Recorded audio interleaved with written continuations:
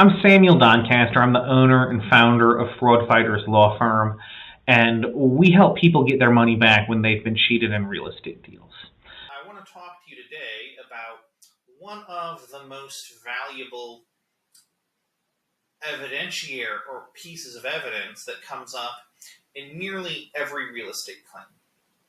And that is the SPDS, and specifically the cover sheet to the SPDS. There's just so much good stuff on this initial front page that really helps a buyer make a valid claim.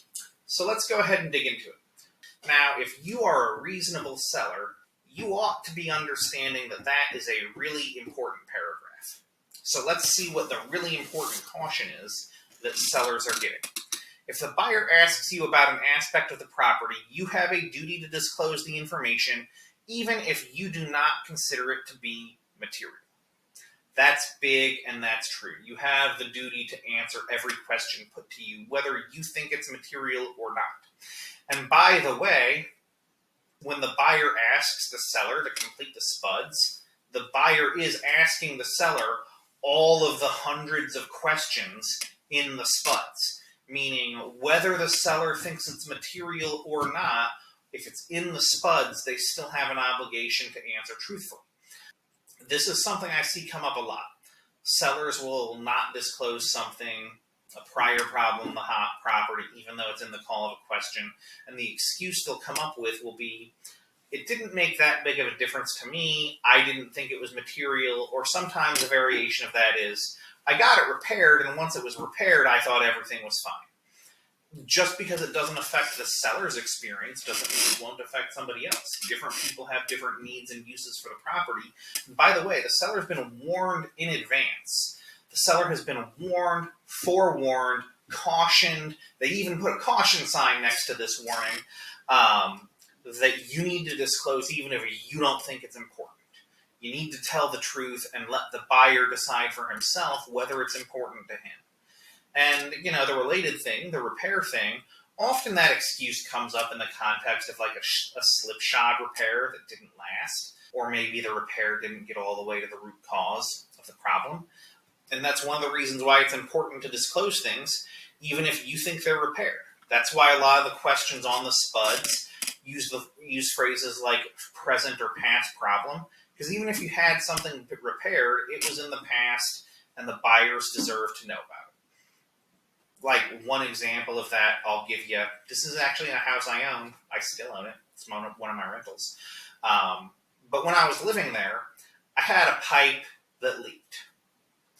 And basically the pattern was, most winters we would have 1 or 2 days that were cold enough to burst the end portion of the pipe. And I would go out to Home Depot and buy something to block that for like $12 and do it myself. Stop it, and it would work for a year or two, and then it would burst again. And when it burst again, I would do the same thing. I would go to Home Depot, I'd buy the $12 part, I'd saw a little bit off the pipe, boom, good for a year or two. If I ever sell that property, that's something I need to disclose. Like it has that history of problems. I've been doing these fixes every year or two. And by the way, they're fine for a year or two. But the buyer deserves to know that history so they can decide for themselves whether or not they want the property in light of that. Actually, by the way, since then, I've had like a real professional plumber come out and resolve the problem once for all. And it's been good for years, and I'm pretty sure it'll stay that way. But even so, if I sell that property, I'm disclosing. So, next sentence. You have a legal duty to disclose facts when disclosure is necessary to prevent a previous statement from being misleading or misrepresented. For example, if something changes. That's a big one, right? A lot of sellers will fill out their SPDS at the time of listing, and depending on how long the property stays on the market, it may well be that the SPDS, which was accurate at the time of listing, doesn't remain accurate at the time of closing. Some minor repair happens, and the sellers are going to need to update. Another situation where this instruction comes up is in the case of other prior statements from the seller or his agents. one thing that I'll use this with is if there's anything inaccurate in a listing, the seller still has a duty. The seller personally, and he can't just blame his realtor for this, the seller personally has a duty to correct any prior statement of his agent that may prove to be inaccurate. I once worked on a case where my client was purchasing a property based on the mountain views.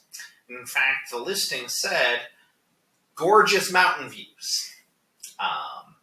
Now, it turns out the reason that the seller was going to sell is because the next door neighbor was getting ready to build a massive expansion that was going to block the views. And the seller knew that and didn't disclose it. And the seller even complained viciously to the HOA and wasn't able to block it. And when the HOA couldn't block the expansion, the seller told the HOA president, and in fact put it in writing, they were going to sell the property because the views were going to be ruined and that was going to be detrimental to the property value. Disclosure is necessary to prevent a previous statement from being misleading, right? If you're selling a property and writing gorgeous mountain views and you know they're about to go away, you need to disclose that to prevent your prior statement from being misleading.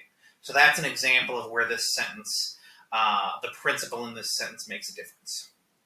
Next, bold-faced and underlined. If you do not make the legally required disclosures, you may be subject to civil liability. That's true. I've sued people for that before. Gonna continue doing it.